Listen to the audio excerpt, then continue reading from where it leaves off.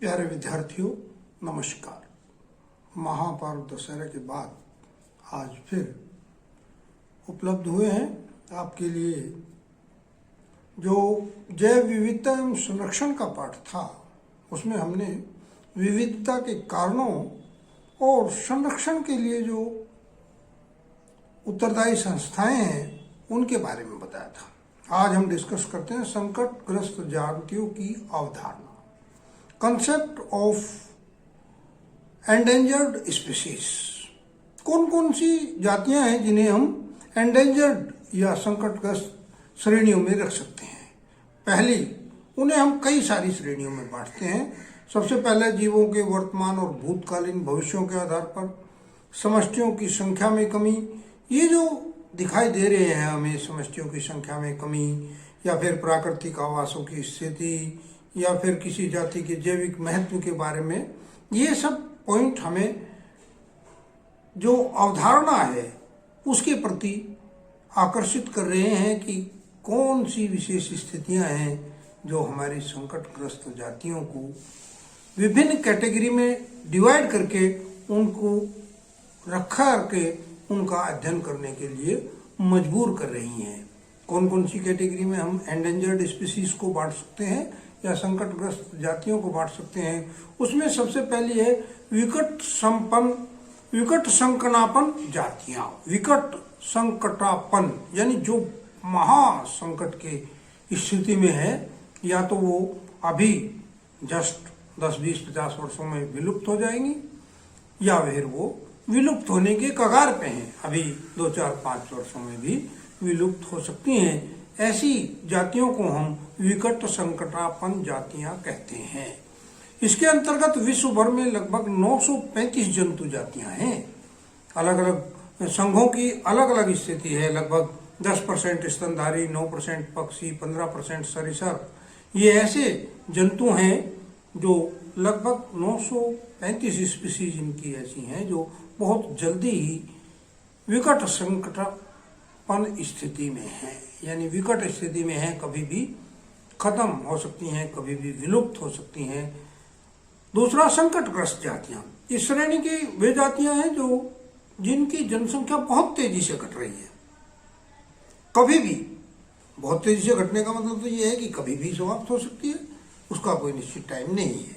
इन्हें हम संकटाग्रस्त जातियों में रखते हैं, यानी भविष्य में इनके खत्म होने का, इनके विलुप्त होने का खतरा बना हुआ है। तीसरी है सुभेद जातियां, अर्थात वनरेबल स्पीसीज।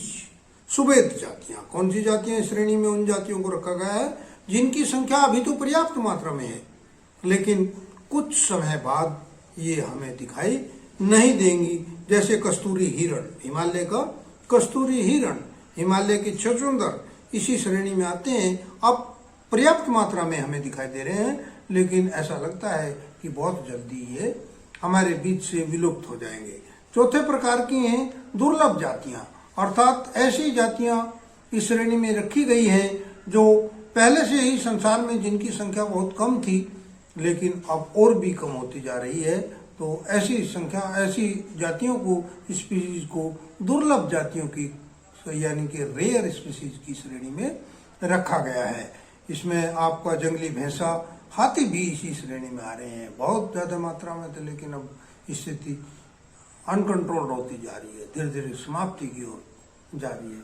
विलुप्त जातियां, ऐसी जातियां जो या तो विलुप्त हो चुकी हैं, इस श्रेणी की जातियों में वे रखी गई हैं जो सजीव रूप से पृथ्वी पर प्राय समाप्त हो चुकी हैं, यानी अब विलुप्ति की स्थिति में है।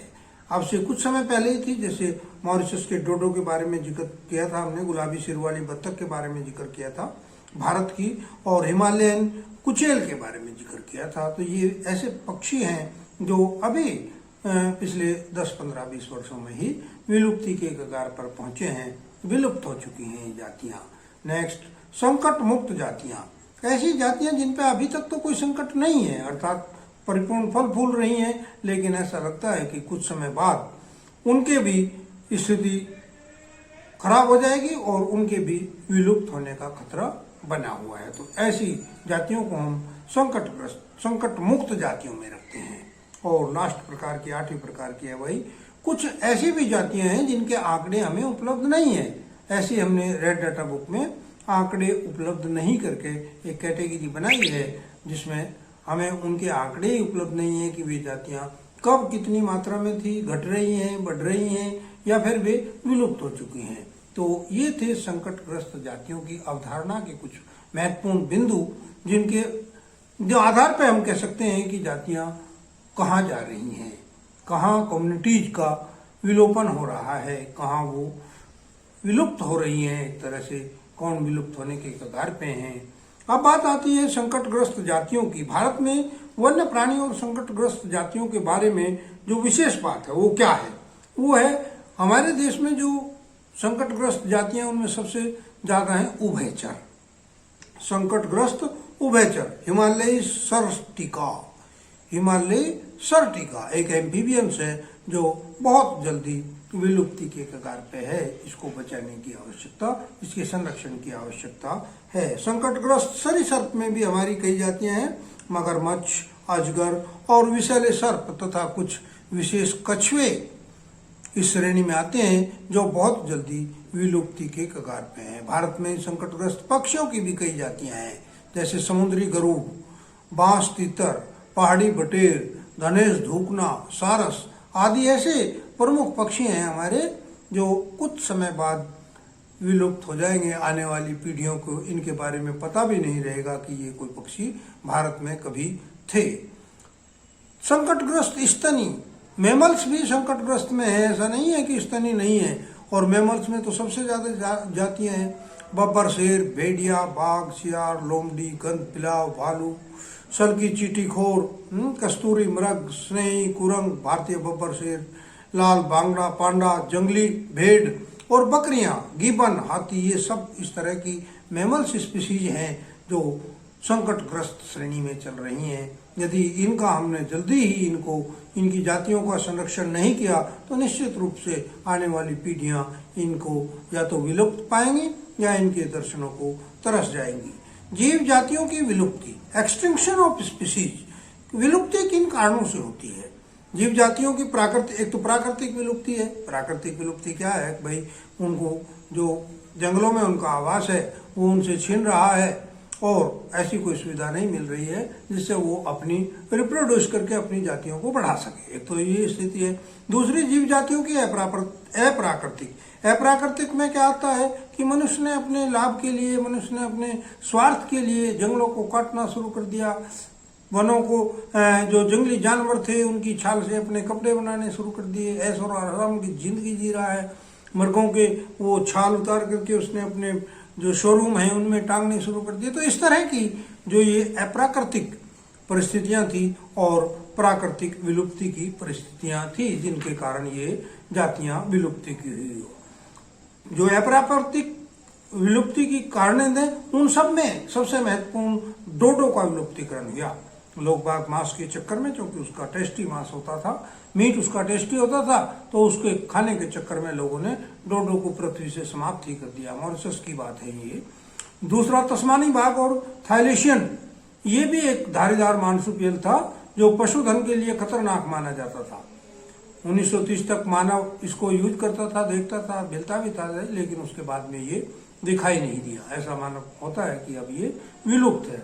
और यात्री कबूतर, पक्षियों की यह जाति पूर्वी उत्तरी अमेरिका में यात्री कबूतर के नाम से जानी जाती है। 100 करोड़ से भी अधिक इसकी जातियां थी, परंतु धीरे धीरे किसानों द्वारा वनों के व्यापक विनाश से, जंगलों के व्यापक विनाश से जहां इनका प्राकृतिक आवास था, इनका भी विनाश होता चला गया, अर्थात ये भी विनाश की ओर होती चली गई। तो इस प्रकार से जो महत्वपूर्ण बातें थी वो थी हमारी संकटग्रस्त जातियों की अवधारणा के बारे में।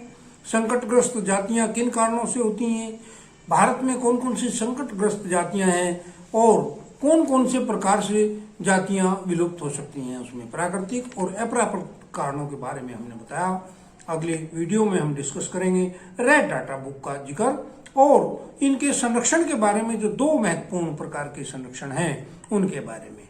मैं समझता हूं जिन लोगों ने अभी तक हमारा चैनल सब्सक्राइब नहीं किया है वो सब्सक्राइब कर लें, वीडियो को लाइक करें तथा बेल आइकॉन दबा के रखें, जिससे समय पर नई वीडियो डलते ही आप लोगों को पता चल जाए। ये बड़े इंपॉर्टेंट चैप्टर चल रहे हैं, लास्ट यूनिट है और बोर्ड परीक्षाओं के हिसाब से बहुत इंपॉर्टेंट है। तो अगली वीडियो में डिस्कस करेंगे रेड डाटा बुक। बने रहिए हमारे साथ और देखते रहिए हमारे चैनल को। धन्यवाद।